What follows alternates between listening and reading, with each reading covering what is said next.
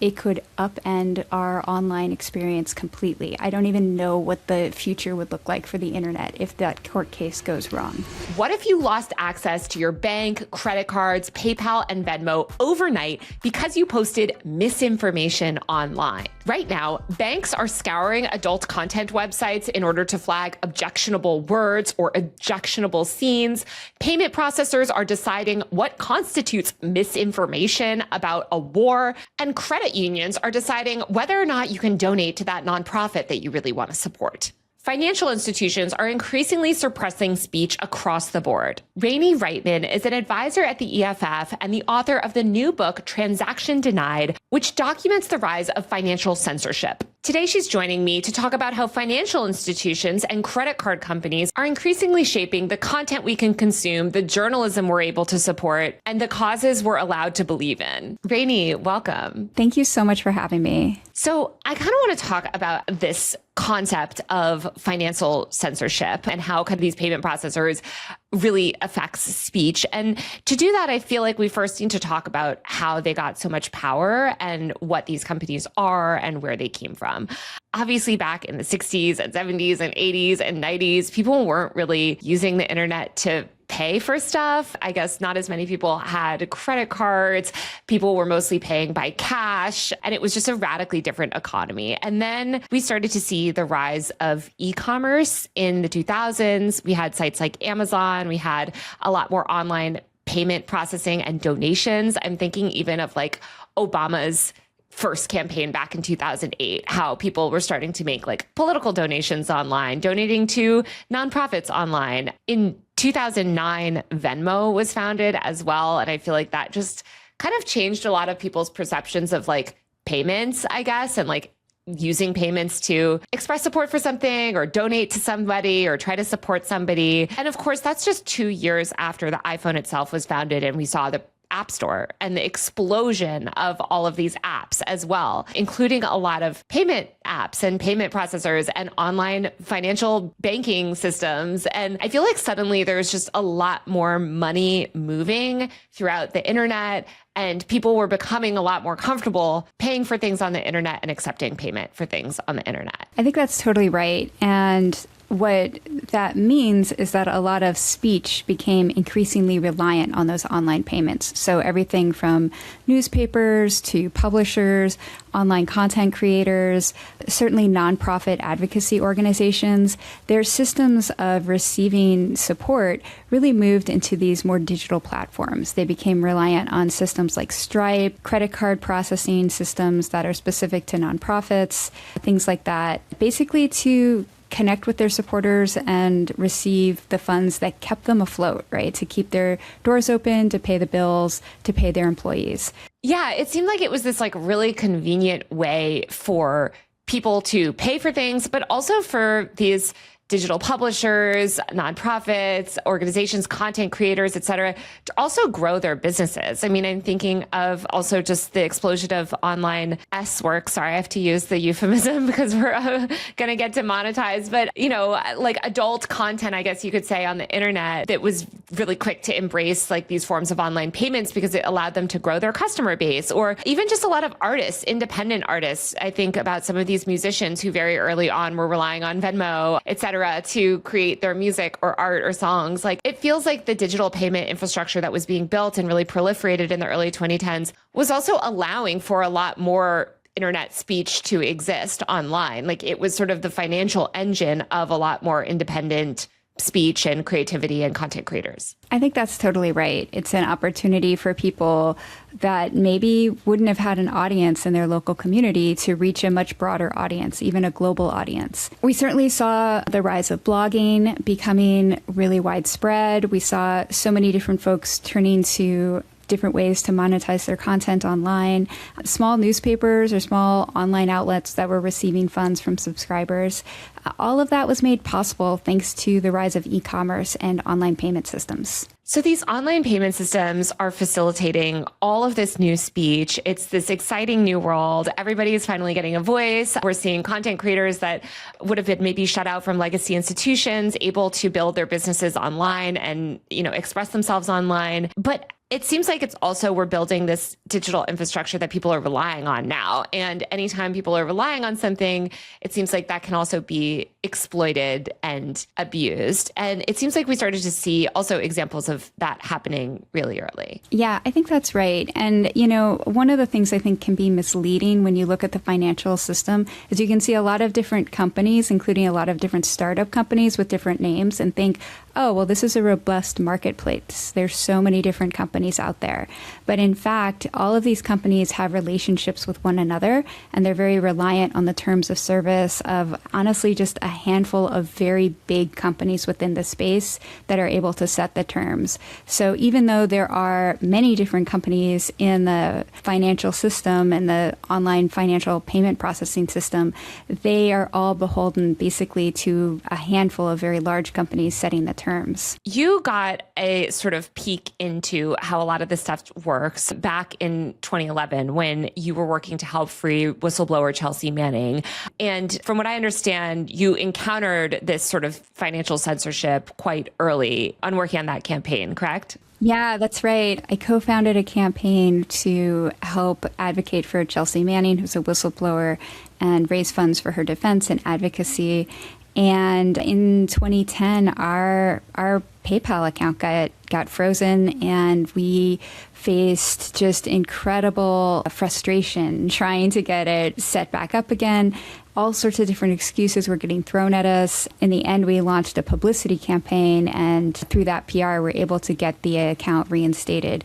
But it created this kind of question in my mind, which was like, okay, well, who else could this be happening to? How many other websites might be dealing with this? Yeah, it's so insane that they suspended you guys on PayPal over this, because it seems like from what I read, there was really no legal reason for them to do this. They had essentially made this arbitrary, maybe politicized decision to suspend the account. And then after the media attention reversed that decision, but you guys were never given any reason as to why the account was suspended or what terms of service you violated. In fact, it sounds like you didn't violate any terms because, again, you were reactivated so quickly. Yeah, that's completely right. We got a bunch of different reasons. They tried to cite the Patriot Act at one point, but eventually they copped to the fact that it was an internal policy decision and they couldn't tell us what it was based on. And obviously it was an internal decision because if it was a legal requirement, they wouldn't have reinstated our account within a day of us launching a publicity campaign. So it really made me curious to see who else this had happened to, and it made me very aware of just how disruptive and devastating for like a really small advocacy group like we were at the time to lose access to the payment systems that we relied on to reach our donors. So in this book, you talk about this phenomenon of financial censorship, and you define it as a form of privatized censorship where banks and payment intermediaries act as censors in ways the government couldn't do directly without violating the First Amendment. This sounds so familiar to me as somebody that covers social media, because I think we see a lot of this sort of forms of censorship in the social media companies as well. But when did this really start to become a form of abuse by, I guess, financial institutions? It seems like it almost parallels the rise of social media, where it's escalating kind of throughout the late aughts and early 2010s. Yeah, I think that's right. I really target the financial blockade of the whistleblower website WikiLeaks as a turning point in this conversation, because it's the first time we had a global example of an organization that had not been found guilty of anything at that time, basically being cut off from access to their supporters as a way to silence them. It was such an effort to shutter an online speaker that it really kind of changed the entire conversation. Now, if we go back historically, there probably are other examples, especially in the adult content space, that didn't get as much attention. But the WikiLeaks example sort of changed the conversation. And then after that, I've sort of started collecting a whole bunch of different stories, talking to people, sort of meeting with folks who really came out of the woodwork through my work at the Electronic Frontier Foundation, and then after, kind of saying, hey, something like this happened to me too. I also was engaged in a form of free expression, and I did nothing wrong. I didn't break any laws, and I found myself suddenly cut off from my online payment systems. If you're watching this video and you like my work, please support me on Patreon via the link below or buy a paid subscription to my tech and online culture newsletter at usermag.co. That's usermag.co. I don't have any long-term brand partnerships, and a lot of my content is effectively demonetized. I've lost major brand deals for speaking out on certain issues and for challenging power. As you can imagine, advertisers are not exactly eager to work with somebody who covers a lot of the topics that I cover and talks about the things that I talk about. These videos I make are entirely funded by you, and I can't continue to make them without your support. So if you get any value out of the videos that I create and you want me to be able to create more, please support me on Patreon or Substack via the links below. On Patreon, I do bonus episodes, monthly Q&A live streams, and post frequent updates about my work. My Substack newsletter gives you a bi-weekly roundup of everything that I'm seeing and reading and paying attention to online. You can also get my newsletter on Patreon. Once again, the links to everything are below in the description. Every dollar of your support makes such a difference. So talk to me about some of those examples that you found in your book. You know, first, it sounds like you're getting targeted by helping Chelsea Manning. WikiLeaks is getting targeted. I think in both cases, maybe these payment processors and financial institutions are saying, oh, well, the Patriot Act, or, oh, like sort of vague national security threats, whatever. But you found instances of this sort of financial censorship playing out all across the board. So can you talk about some of those other examples that you uncovered in your book of this form of censorship being leveraged against other groups? Yeah, the first example from my book is Vote America, which is a nonprofit that helps people all across the country, regardless of the political affiliation, register to vote and find out how to vote. And their executive director actually lost access to all of her credit cards with Chase. She just logged on one day and couldn't use her credit cards. And then after that, she found that Chase blocked the account of her nonprofit, Vote America. And she ended up having to get into a huge fight with them over months to try to get access to the funds that they were hanging on to. So you might be like, well, why? And she tried to get answers to it, like, what's going on? And Chase wouldn't answer. But then she was rejected from a different bank. And at that point, she finally got in writing that it was due to her political activities. So it was the sense that her nonprofit, and they didn't get into the details, but was too political, and even though it was nonpartisan, they weren't comfortable providing services to her.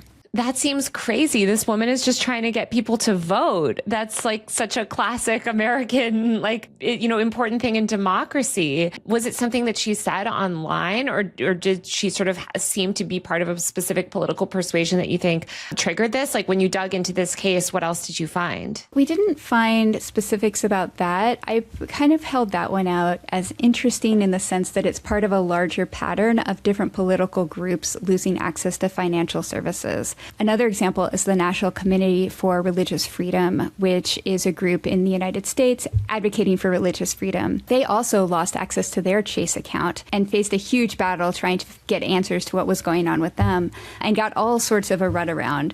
But it became part of this symptom of political advocacy organizations struggling to open or maintain banking services. That's crazy to me. And I think what's even more disturbing is that this wasn't just affecting political organizations and advocates, right? This was also this sort of like financial censorship is also spilling out to other areas. Yeah, another example from my book is a bunch of different independent journalists who lost access to payment services. Consortium News, Mint Press News, these are organizations that have been doing just tons of independent media for years and saw their accounts shuttered basically without being provided very much reason at all by PayPal. It's wild to me that journalists were being censored and there was no recourse. I mean, did you ever find any information out about why these journalists were being financially censored? Well, the journalists in question felt like it was likely due to coverage of some of America's overseas policies.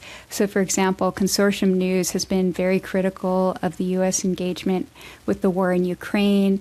Mint Press has been writing a ton of articles about what's happening in Gaza. And so these are organizations that have taken a really different stance in regards to America's overseas engagements. So they felt like it was like part of this crackdown on so-called misinformation, that they just got swept up in it. And there's some information that kind of lends itself to that. PayPal around the same time released an update to their terms of service where they basically said that they were going to be fining people and removing money from their accounts, thousands of dollars, if they spread misinformation, which was a term that they never even really defined.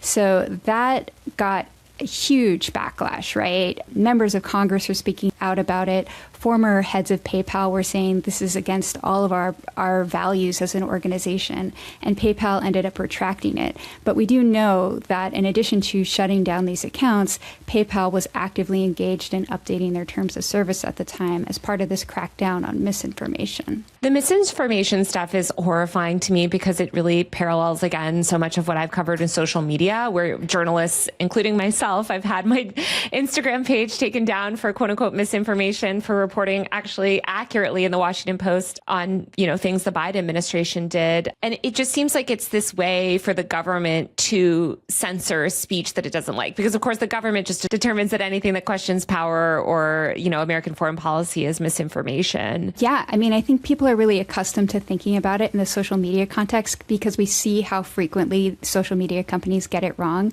And what I would posit is I think financial companies get it wrong even more often because they don't have the developed content teams and folks on staff who are like really focused on thinking about content censorship issues. These are financial companies. They're thinking about their bottom line. They're thinking about payments. They're not speech experts. They don't hire speech experts. So this is like even worse when you're asking your credit card companies to weigh in on whether or not something is legitimate speech. Yeah. And we know also with these systems of cracking down on misinformation, et cetera, that it's often like marginalized people that suffer the most. And you also give other examples in your book of Muslim entrepreneurs and some of the groups that end up being censored under these policies. Yeah, I was really struck by how many Muslim Americans are faced with the lack of access to banking services. One of the folks I interviewed had a really powerful story. He runs PersianPoetics.com, which is a website and a service where you can basically take classes in Persian poetry, and you can take Farsi classes online. So he's incredibly dependent on services like Venmo and PayPal to receive really small transactions from students who are interested often just in learning about their own heritage or getting to learn a new language.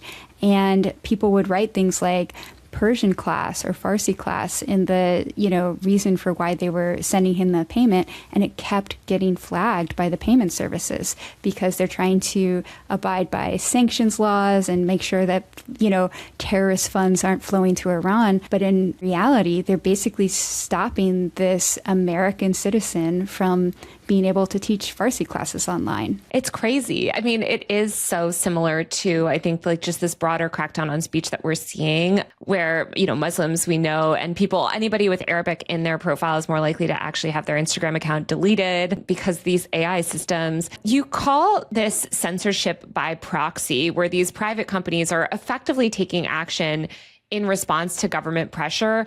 How clear is the government pressure, though? Like, how is it? Because I know, especially with the social media companies, they were dragged to court for allegedly jawboning or, that like where they tried to make this case that like the government unduly pressured the social media companies and they just couldn't really prove it because it wasn't super overt. Yeah, well, it really runs the gamut. So on the far end of very overt government censorship requests and jawboning, as you say, you have Superintendent Maria Vullo in New York State sending out a letter pressuring insurance companies and banks to stop doing business with the National Rifle Association. And that resulted in a Supreme Court case, which resulted in a unanimous decision from the Supreme Court saying that this is illegal, unconstitutional coercion and that they wouldn't stand for it. Most of the time, it's not going to be that overt. A lot of times you see compliance officers at different companies maybe imagining what they think the government might want or like reading into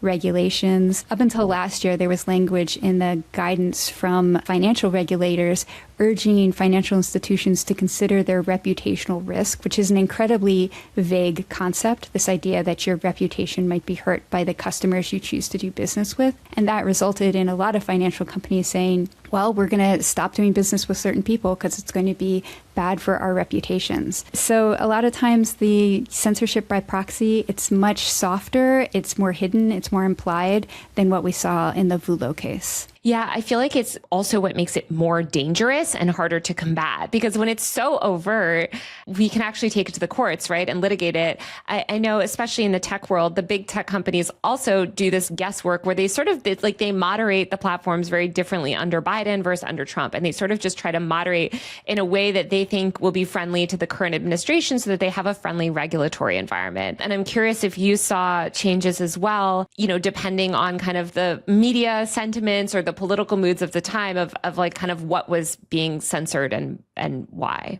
Well, I was super curious to see what would happen under a Trump administration, right? Because on the one hand, Trump has put out an executive order against debanking, and he had the word reputational risk removed from all the guidelines around financial regulation. But that hasn't really resulted in the kind of sea change that I was hoping to see. For example, we just had the Southern Poverty Law Center lose access to donations through donor-advised funds through all the major donors-advised fund companies, including Fidelity, Vanguard, and Charles Schwab, even when they didn't need to shut off a Southern Poverty Law Center. So it does feel like the political winds shifted, but they didn't shift towards accessibility and neutrality for everything. Yeah, it seems like especially under the Trump administration, you're seeing them, you know, declare people who criticize big tech as terrorists or people who promote LGBTQ rights as, you know, extremists, et cetera, and people that should be cut off from their social media accounts or their banking accounts, et cetera. So it just seems like, once again, we have this system where like both political parties just want to kind of censor the other. It is hard with the free speech stuff, I feel like, to get people on the left to care. It's become this very right-coded issue. And outside of like some orgs like the EFF, it seems like a lot of activists, I mean, at least what I see is, I covered Libs of TikTok, for instance, and like there was a big campaign to get her removed from the payment processing platforms that she uses. And it seems like a lot of people kind of on the left are like, well, we should censor these people. We should debank maybe people that we find distasteful. And I'm curious kind of what you're seeing and how that like political break is playing out. In my experience, people always think that people that they disagree with should not have access to the banking system. And part of what I wanted with my book was to be like, actually, let's look at this from every angle and see how powerfully this can affect not just people you disagree with, but our society, right? That this idea that we're asking financial companies who do not have the expertise and frankly get it wrong a whole bunch of the time to weigh in on important speech issues in ways that we don't have control over. And remember, whoever's in power today, even if you agree with them or even if you don't, that can change in 4 or 8 or 12 years. And that means you've just got a system in place that can be used against you in the future. So I think that it's a pretty dangerous tool. Yeah, I've written a lot about Section 230 and these efforts that people are making to attack speech through the companies where they claim, you know, like we need to take down Facebook because they have some objectionable content, whatever. And it seems like you're seeing this a lot more with payment processors, where because maybe people can't directly go after an adult website, they sort of try to get the payment processor access taken away, or they sort of target the adult content through the payment processor, like also as a proxy. Well, I think there's 2 ways to think about that. First of all, there's a lot of folks who are trying to go after companies that they disagree with. For example, oil and gas companies, by saying, well, we should rob them of their ability to have banking services, even basic banking services. And then there's this question of, can we police different types of online speech by holding financial companies accountable for the speech that happens? And I think both of these are very dangerous directions to go down. First of all, as you pointed out earlier, and as I talk a lot about in my book, the folks who suffer the most with financial censorship are those who otherwise don't have power in our society. They are the ones who deal with big consequences. So, multinational corporations with literally hundreds of millions of dollars, they're not struggling because their PayPal account got, frozen for a week or two. It's not going to have the same kind of devastating impact on them. So it's frankly, it's not a very useful tool to go after those who have the most power. And then there's this question of can't we ask financial companies to suffer consequences or be held liable for speech we disagree with online? And I think that's also a really dangerous thing to do. I detail in my book an ongoing lawsuit right now that's basically trying to hold Visa liable for illegal content that was uploaded onto a website. Visa doesn't review this content before it goes up. Visa doesn't run this website. Visa didn't create this illegal content or benefit from it. So there's this huge ongoing questions that the court is going to have to face, which is should Visa be held liable for it? And the issue at heart to me is, do we think that Visa should be reviewing every piece of content on the internet before it is made public, right? Should we have a Visa review things? It's like you'd submit something to any website and then Visa would have somebody look at it and decide whether or not it's okay before it goes online. And when you think of it in those terms, you have to remember Visa is not the only financial company out there, right? There's all the other credit card companies, there's all the other payment services, there's all the ancillary services. Any one of them could equally be brought up into a lawsuit and held liable for these things. So I really honestly believe that as Visa is held liable for this illegal content, it could upend our online experience completely. I don't even know what the future would look like for the internet if that court case goes wrong. Yeah, it's really scary. And I feel like it's not even the only court case. I mean, you talk about just all of this legal onslaught. And it sounds like we do need a Section 230 kind of for banking almost, again, to protect speech and to make sure that these banking platforms don't become moderators of content online. Yeah, I mean, it's interesting. A lot of people have been talking about that idea, something like a Section 230 for banking.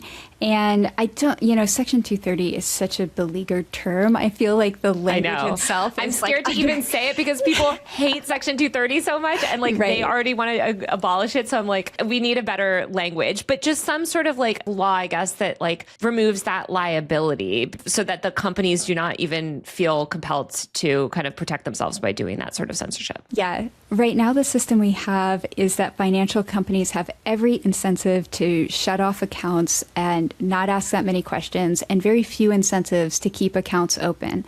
When I've spoken to folks who have tried to sue banking institutions for violating anti-discrimination laws, they tell me it's incredibly difficult, right? Those lawsuits are so hard to move ahead, but it's very easy to hold companies accountable for letting the occasional illegal transaction proceed, even if they had no idea it was happening and they weren't directly involved with it. So we need to address this liability imbalance so that companies will be more likely to keep accounts open and stay neutral and not try to weigh in on speech decisions. Well, Rainey, thank you so much for chatting with me about all this today. I hope that people kind of can think a little bit more carefully about this financial censorship stuff and recognize the power that these payment processors have on the content ecosystem that we all sort of live in and consume every day. And you're donating a bunch of the proceeds from your book to sort of further these efforts, right? That's right. So half of the proceeds of my book go to the Freedom of the Press Foundation, which is a nonprofit I co-founded, and I'm still on the board of directors. And I also talk about the founding of Freedom of the Press Foundation, which got started as an effort to thwart a financial blockade. And you can hear all about it in the book. Well, thank you so much. And I highly suggest everybody go out and pick up the book today. Okay, thank you so much. I had a blast doing this. All right, that's it for this week's episode of Free Speech Friday. If you like my work, please support me on Patreon or Substack via the link below. As you guys know, I have 0 sponsors. Talking about this stuff is not popular. So please support my work if you like this show and you get any value out of it. The link to buy Rainey's book is also below. I'll be back next week with a brand new episode of Free Speech Friday. See you then.